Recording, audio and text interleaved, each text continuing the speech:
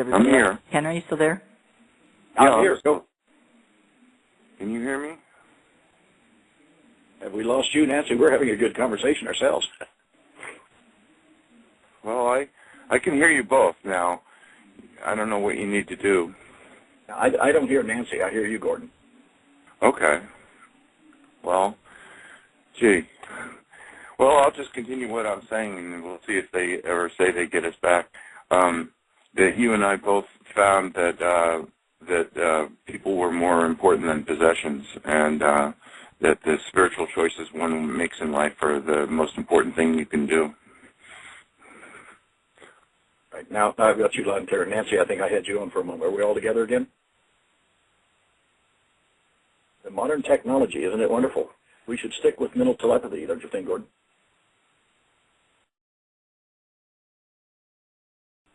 Gordon, are you with us? I think we lost him, too. Well, Ken, I think it'd be you, Ken. I've got a couple of questions for you. Ken, this is Stephen. I like to keep this rolling if we can. I've just watched a recent video that you have on YouTube at the Smithsonian Institute where you were filming and talking about the lunar module and your time with NASA and being involved in the lunar program. How were you able to get permission from the Smithsonian to do the filming there? That's rather interesting. You know, I had been in Washington, D.C. along with Richard C. Hoagland and his crew. We had been filming the National Press Club session that we had there where we gave them all the information around the world to know what NASA's secret mission for Dark Mission, if you want to, really was. So we were filming some background shots around Washington, D.C., went over to the Aerospace Museum, went right in, and I met the director of the museum, told him exactly who I was, and that he had my spacecraft in there, and we'd love to be able to shoot a few shots. And he was just excited as he could be and allowed us to come on in, and we took from the front door and walked around. I kind of felt like, I guess like a kid in a candy store when we turned the corner and we saw the lunar module, better known as LTA-8, which is Lunar Test Article number 8. That's the one that was actually space rated, and we did all the testing inside Chamber B at the Johnson Space Center to prove that it was space-worthy before we actually flew it into orbit and then on to the moon. But anyway, I got the opportunity to walk around and point out all the various things which I guess the average person wouldn't know about the landing probes at the bottom of the feet on it, as where the antennas were, and the rendezvous and docking antennas, where the cargo bays were, how we pulled out where the thrust controller assemblies were. It was a great opportunity to actually be there back with my old spacecraft and get it on film. In fact, I was hoping I was going to get a copy of that video, and I never got one. Well, right now that video is on YouTube.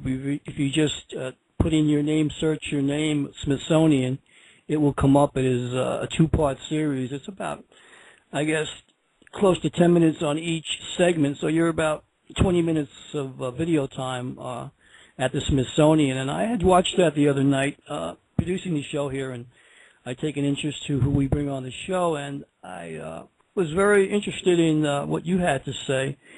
And I do quite a bit research on different stories and background stories, and for many, many years, I remember growing up in 1969, and as being the devil advocate here, as probably what Nancy would do, I always wondered, did we really land on the moon? And I looked at the photos and wasn't really convinced. And one of the things that just, and hear me out here, being the devil's advocate, in those days, in the 1960s, if you remember, everything was super large. I mean, computers were large, cars were large, transistor radios were large, and on and on. And we didn't have the miniaturization, and we didn't have the computerization as we do today. So when I looked at the initial project that we were going to land on the moon, I said, great. I said, but do we really have the capability to do that? And after seeing the photos of what I saw, the 16mm black and white photos, and not seeing any stars in the sky, and not seeing anything, I saw a flag that was wavering. And my question to you is the American flag, if there was no gravity on the moon, how could the flag be wavering as though there was air pressure there to make that flag waver. Can you explain that?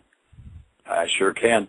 And the problem you have is you only get part of the story, or you only get part of a clip.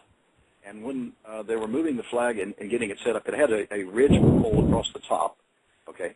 And in order to make it stand out, so once they set it up and they poked it into the lunar surface and backed away from it, it was still carrying on some of the motion of made it look like it was waving. And that's really what we wanted it to be able to look like, Old Glory waving on the moon. And as you brought up the question about did we really go to the moon and the technology. We didn't have the technology to make what some of these modern, and I jokingly say here, I turned 70 next year. I'm one of the youngest ones that was in the program at the time. But we have these young people who have looked at some of these faked pictures that someone else has created, and they come up and say, well, it's impossible. We never went to the moon. And or someone says you couldn't go through the Van Allen belt or too much radiation would have killed you. And then they get a hold of someone like me and say, well, okay, first of all, we didn't stay in the Van Allen belt. We passed right straight through it, and you got about as many Rankins as you get when you have your teeth x-rayed. So that shoots that one down. I had another young man say, well, it's impossible for a guy to get in and out of the lunar module door in a spacesuit. Well, I've got hundreds of pictures of me crawling in and out of the lunar module in the vacuum chambers at Houston wearing the spacesuit and one of the life support systems. So when you have these nincompoops that want to come out and sound like they're authorities on something that they weren't even born when it happened, you know, those of us who were there that did it, we can guarantee you, we did go to the moon. Okay, well, I've got a question. I've got a question for you, and I've just watched your film and heard your words, and I'm going to play back the tape to what you said. I didn't say this. What you said.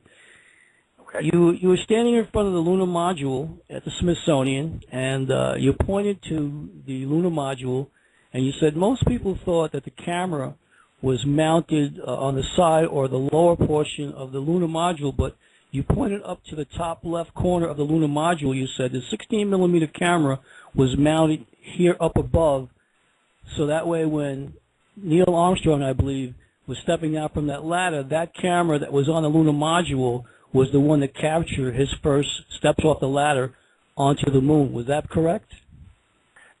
Almost. And if you're saying I would point it up to the left, that is actually the right-hand window of the lunar module. Most people don't think in reverse when they're looking at something.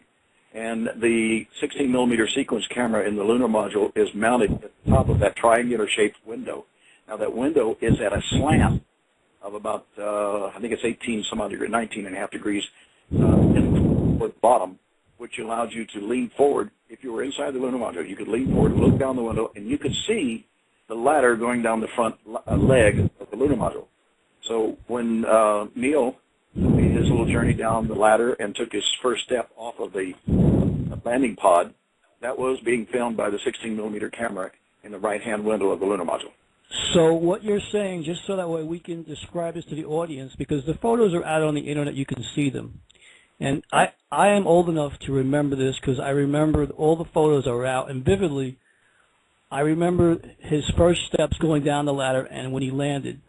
The photos that, the explanation, direction that you're explaining, the camera had to be from the craft facing Neil as he stepped down. And the photos that are on display for the world to see show that the camera position was behind Neil, either to the left or to the right, and not in front of him as the way you've described it. So my question is, why the discrepancy? I would have to see which one you're looking at, because once we started, not just Neil, but I'm talking about subsequent flights, one of the first things they did when they exited the lunar module was to set up the camera on a tripod a little bit away from the lunar module so that it could record their activities around this.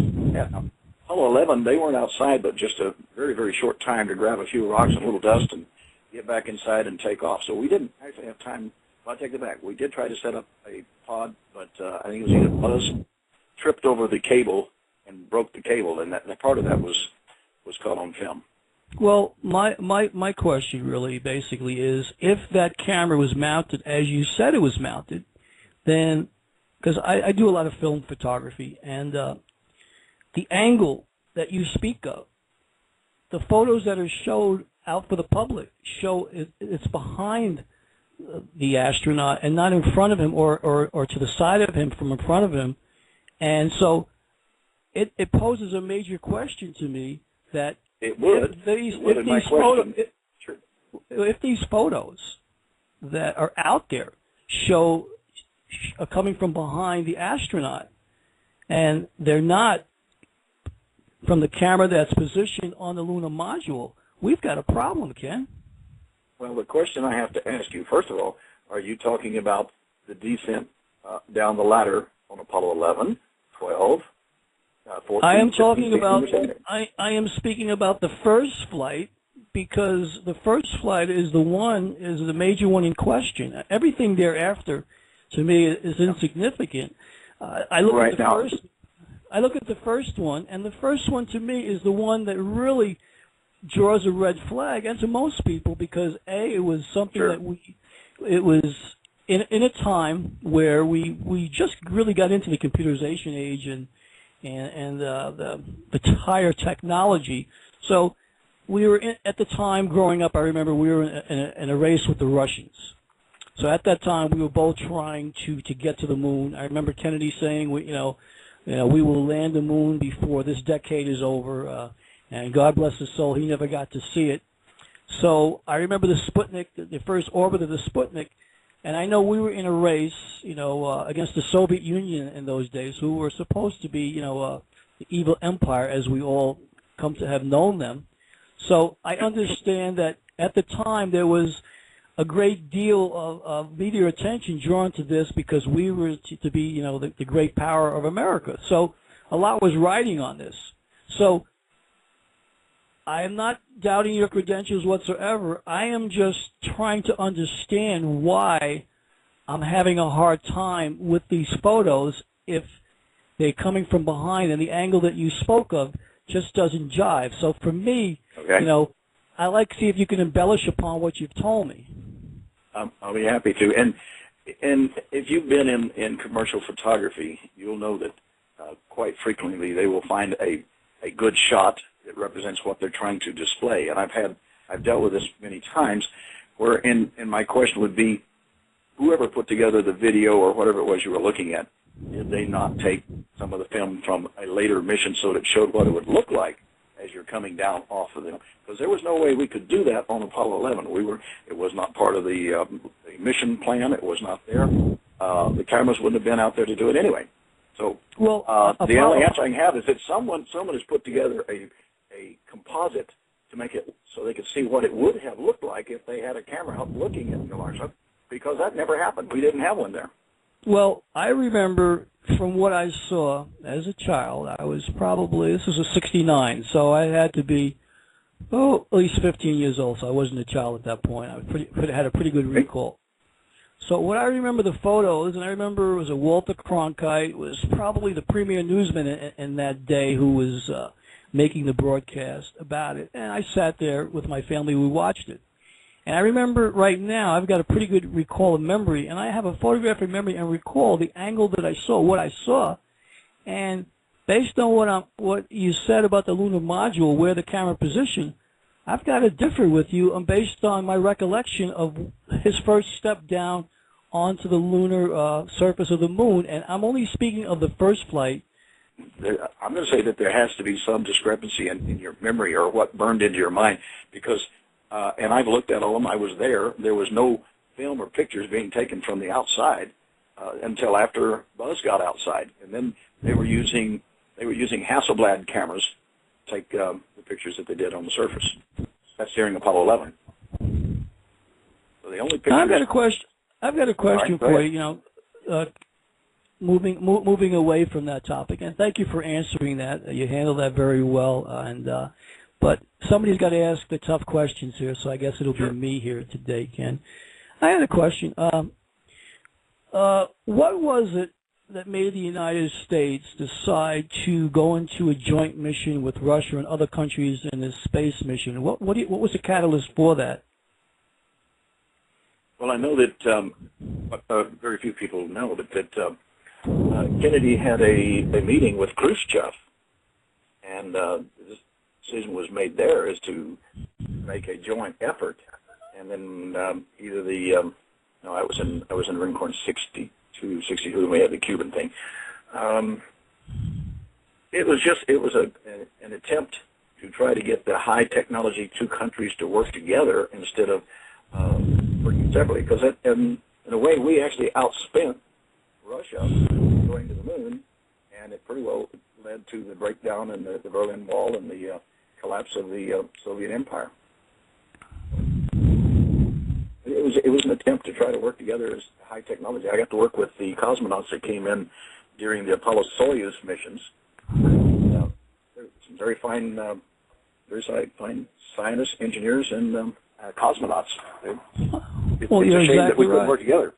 Yep. You know, it's interesting, though. They had put out some photos of the, let's say, the backside of the moon regarding possible structures that were there that they say it looked like they were facilities there. And so what's your take on that, the photos that they said that there was possible base on the moon that they had photographed? All right. Dr. Thornton Page was the director of the Planetary Science Department at NASA at the Johnson Space Center, actually for all of NASA during the Apollo mission. He came to me at the Lunar Receiving Laboratory, and since I was in charge of the Data and Photo Control Department there, asked me to go and pull a specific reel of the 16-millimeter sequence camera that was mounted on the service module connected to the command module that stayed in orbit while the lunar module went down on the lunar surface. So Mike Collins, it was his responsibility during Apollo 11 to have that camera turned on to make continuous film strips of the orbits, which included, as they would go behind, on the dark side, as people call it, on the back side of the moon. And Dr. Page asked me to pull the film strip from Apollo 14, and this was about a 15-minute reel, because that's about all they put on that reel.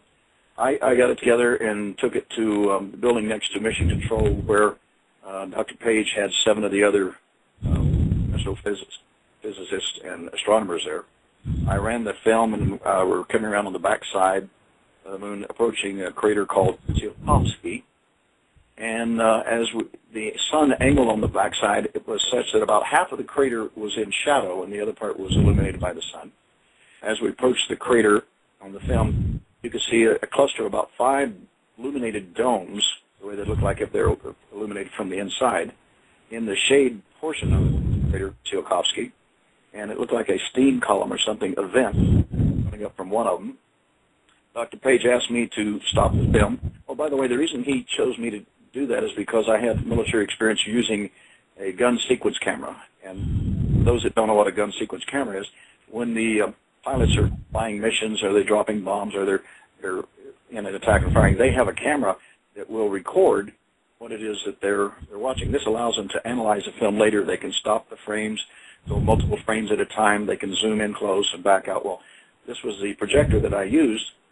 So Dr. Page had me freeze, zoom in on the crater, look at the illuminated domes, back out, go forward, and he turned to the other scientists there. He says, "Well, boys, what do you think of that?" And they all laughed. It was kind of like it was an inside joke. He had me complete the showing the film, and I had to check it back in the photo department, which has a top-secret requirement to get into the back where we keep things stored. And this is another sidelight for me, throw in for you real fast, is that when I was carrying the film back into there, I went into the inner room. There was a light table about 3 feet by 4 feet. It had some, 10 by 11, or 8.5 by 11 positive transparencies on it, and there were 3 people there, 2 men and a lady, and they were, with ink, they were painting out areas on the surface and on the horizon, and I asked them what they were doing. One of the guys quipped real quick. He says, we're professional strippers. The young lady, she didn't like that too much, I guess, but she said, no, actually what we were doing is we're painting out the stars and things on the horizon because people would get confused about what they're seeing. And, of course, later in years, I've seen where some of the towers and things that on the lib are on what you would consider the horizon on the lunar surface, where some of these, 3 mile or 2 mile high towers would actually be sticking up above the surface. Those things had been painted out as well. Anyway, I checked the film in, and the next day I was to show the same film to the NASA rank and file engineers. And I get it started, I'm coming up on Tsiolkovsky, and I nudged, actually it was my brother there, Dr. Johnston, and I told him, I said, you're not going to believe what we saw on the moon. Take a look at this. And as we approach it, there's the dark area, and there's no lights, nothing being shown there. I told the audience that I'm having technical difficulties, stopped the film, took it out, examined it. There were no cuts or splices that I could determine at that time. Anyway, I put it back in, completed the showing, went back to check the film into the photo lab. I ran into Dr. Page at the Lunar Signal Laboratory later that afternoon. I asked him, I said, Dr. Page, what happened to the lights and domes and things we found on the backside of the moon? And he kind of gave me a wink, and he said, there was never anything there. Well, yeah, I saw that on your YouTube Smithsonian special. You make mention to that exact story verbatim, so you've just told that exactly the way I heard it yesterday. My question is, last year I had came across some photos from the European Space Agency, which showed the possibility on Mars of a community or a civilization on Mars, that the photo had been scrubbed, but they unscrubbed the photo by taking out some of the resolution of it, and if you did a couple of things and you tweaked it a little bit, you're able to see the remnants of the possibility of streets, roads, and buildings and stuff. So it kind of blew me away to see that the possibility that something there might exist. Can you address that, Ken? Yeah, and you're getting a little far from your microphone. It was a little hard to hear you there. There's no question in my mind about the civilization existing on Mars at one time. And in fact, if you look into some research done by Michael Tellinger, and he wrote a book called The Slave Species of God, and it's with a little g, goes into a lot of explanation. Rather than Anunnaki, it was the Igigi, which was a way station on Mars, as they would transport gold from the Earth to Mars and then on back to Nauru. There's a tremendous amount of data in ancient Sumerian texts and writings that Sitchin had written about, and all, that would give us a clue as to not only our origin, but what took place on Mars. And I have seen, since working on, Dark Mission and Monuments of Mars, and all, there are so many proof and pictures and things, not only of ancient structures that kind of look like Nagasaki or Hiroshima, where they've been obliterated, but they're still there over a couple 100,000 years. There's still evidence of the ruins. And then down around the south pole of Mars, the evidence of existence of vegetation. We call them trees, or the giant bonsai trees, or whatever. There's so much. Let's look at it this way. When we first landed on the moon, we started looking at pictures of Mars. Excuse me, I meant Mars. I meant evidence that there was water. NASA took years before they would finally admit that there was evidence of water on the moon. And unfortunately, we have to find the proof and keep hammering away until they just finally give up because you've dumped a bucket of Mars water on top of them. Right. Now, let me ask you this. There are those that say that there are planets that are hollow. What say you about the moon and Mars? As far as being hollow? Yes. I am having difficulty hearing you because I don't know if you're close to the microphone or not. Of course, I've read about the hollow Earth. Okay, are you still there? Yeah, I'm here. What the question is the moon or Mars or any of the planets in the solar system hollow? The only one that there's several instances, but we used to joke about that, and on Apollo 14 is a good example, Hadley Reel. There are some pictures and things that look like buttresses coming along the canyon along from Mount Hadley going down into Hadley Reel. It looks like it is part of a structure. And there's a lot of research that goes on that how the moon really came into orbit. Was it a part of the Earth or was it not? And, we can go to Star Wars and we can talk about the Death Star, the giant thing about as big as our moon, which is constructed. When you go to Mars and you look at Phobos, there's very strong evidence that Phobos is a hollowed out not a Dyson sphere, it's not big enough for that, but is a hollow planetoid. and there's probably the moon is just about, could possibly be the same thing. I was concerned about YU-55, the asteroid that just passed us at the beginning of this program, so whether or not it's going to impact on the moon or not. So is it on Apollo 11 and 12, actually on all of the lunar landing missions? One of the things we did after we rendezvoused with the command module, we separated the lunar module from it, backed it away from the command module, and then fired its retro rockets to bring it into a collision with the lunar surface. We had seismographic equipment that we'd put out on the lunar surface, and every time that the lunar module would hit the lunar surface, it would set up a shock wave, and it would ring not only just a few moments, but for hours, giving the indication that the moon was somewhat hollow, whether it was man-made hollow, or I should say intelligently made hollow, or just the way it was formed. Question for you. On some of these space missions, had any of the astronauts seen any evidence of craft, or while they were up on these missions where they actually saw other vehicles in outer space? Was anything that out of the ordinary that they might have experienced that we weren't aware of in these missions?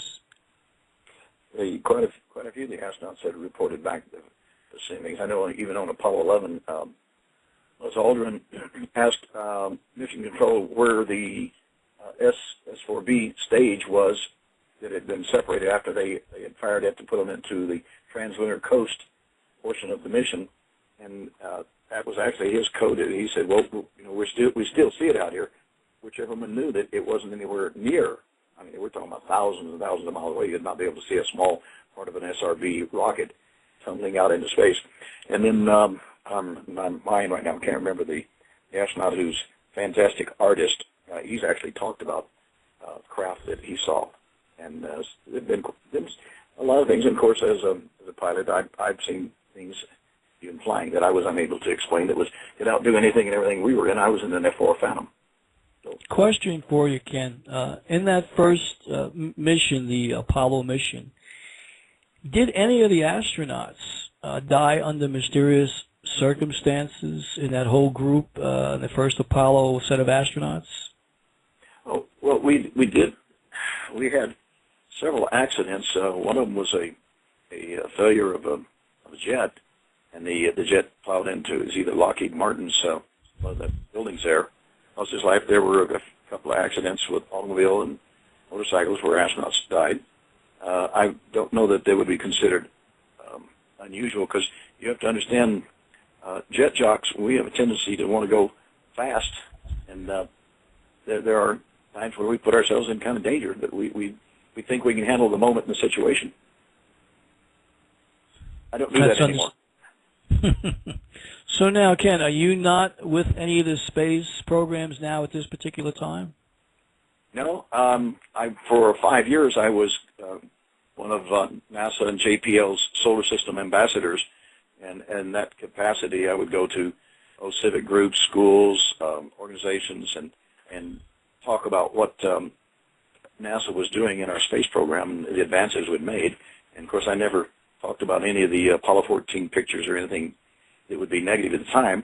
But when the book Dark Mission, NASA's History and the Secret History of NASA came out, a gentleman by the name of James Oberg, who actually was a good friend of mine back when I was at NASA, he came out on the attack on me. We've always called him the attack dog on anything UFO or that goes bump in the night. He gives all kinds of explanations for them. Well, he came out attacking my credibility, and at one point said I was never there. And, of course, I have all the documents and records to prove it, and I'd put them out on the Internet and prove that he was wrong. But because of that, JPL came through and put the pressure on me to resign from the Solar System Ambassador Program. I refused to do that, so then I was terminated. And that was my last direct contact with the space program. Everything since then has been on my private research. Are you bitter about that, or are you okay with that? I don't. Part of it, and as I explained to JPL, I said, you just told me that you have people that work for you that have all kinds of different ideas and opinions, and they have this opinion, that opinion, yet they were not going to allow my personal opinion of things of firsthand experience. So I was a little miffed at it, and but I've come to accept that, and in a way, it has demonstrated the extent and extremes that NASA will go to try to keep things secret. Speaking of keeping things secret, I just have a question here again. Devil's advocate again, Ken. So don't kill the messenger here. My question is, why hasn't there been another attempt to land on the moon?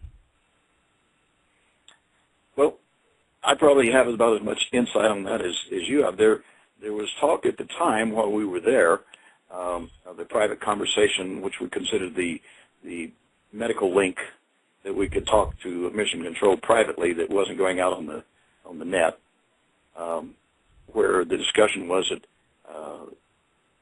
that there were other entities on the moon at the time watching us, and later this story came out that we were warned away that we weren't ready yet, and for us not to come back to the moon. And now we've progressed. I hope we progressed. Certainly not with all the wars and fighting and garbage going on in the world, but in technology that we're able, and you're looking at DNA splicing and stuff, we're almost at the point of doing what may well have been part of the development of Homo sapien on our planet. In essence, we weren't ready, and we were told to stay away, and I think the evidence speaks for itself. That's exactly what we've done, and now we're going back primarily with robotics.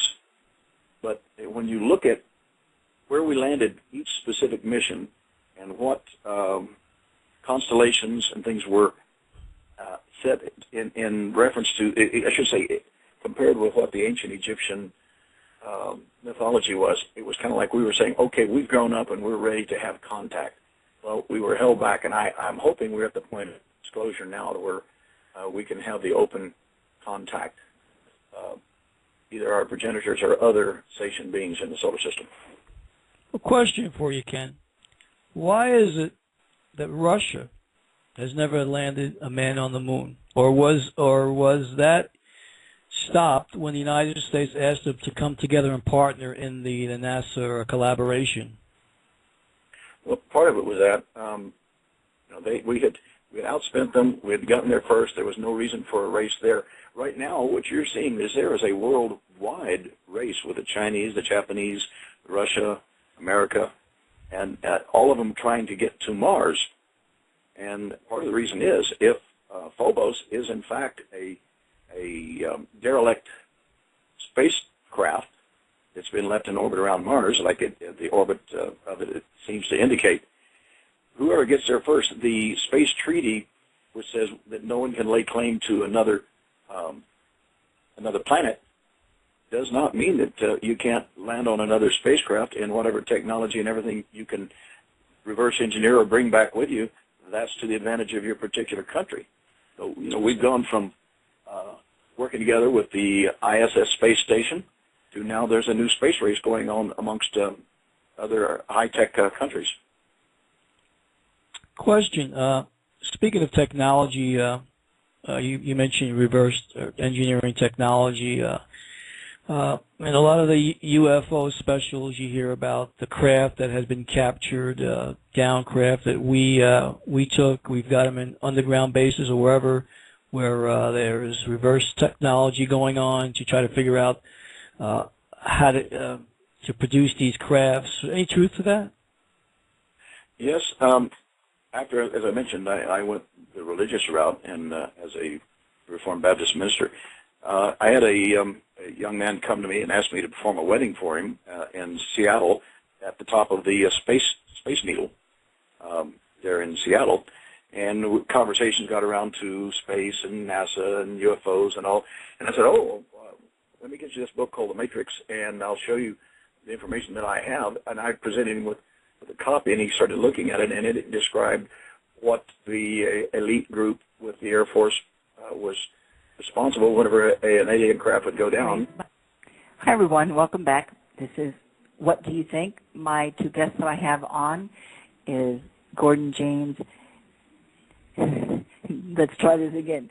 Giannini Noto and Ken Johnson. Now, our board, for some reason, is going kind of crazy. So let's say hello to everybody again. Are you there, Ken? Yes, I'm here, and it's probably the solar flares. Okay. And Gordon, are you there? Gordon. Hello. Okay, so we temporarily lost Gordon for a little bit. Hopefully he'll call back. So while he's gone, Ken, we talked about things when we didn't have you, so now we're going to talk to you. We talked about NASA and some of the cover-ups going on. You know, I'd ask him about some of the moon landings and why, you know, certain moon landings they don't want people getting close to or know anything about. And before we lost you, I'd asked about the pictures that have come from, you know, the different moon landings that the public really didn't get to see, and you were starting to say something about some of the pictures have come through. So maybe go back a little bit and start that, you know, that conversation again. Okay, well, we covered it quite thoroughly, Nancy. I talked about where I was personally present during the doctoring of some of the film, some of the pictures and of the film, and I would presume that's already been gone over. I don't know if you were privy to or hear the conversation we had. Did you? I didn't, because I lost everything. Well, yeah, I mean, you've lost almost a whole hour of conversation here. The board is crazy, okay? Yes, Nancy, we covered it thoroughly. I asked Ken quite a bit of questions regarding the photos, the positioning of the camera, and he did his best to answer his questions, and I did my best to be the devil's advocate to beg to differ with him based on my observations and what I saw. And so he did an admirable job answering some of the questions, but still many people out there in the mainstream still don't, you know, buy the complete story. And so there's a lot of questions yet answered. Okay. So go ahead, Ken.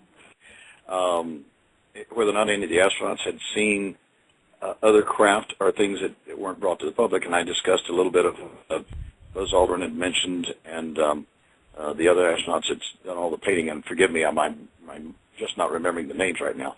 But to give another example of what has happened with regards to alien craft crashed, which is what the question was at last, and I was explaining where I was prepared and did perform a wedding for a young man who was in the Air Force, a young staff sergeant.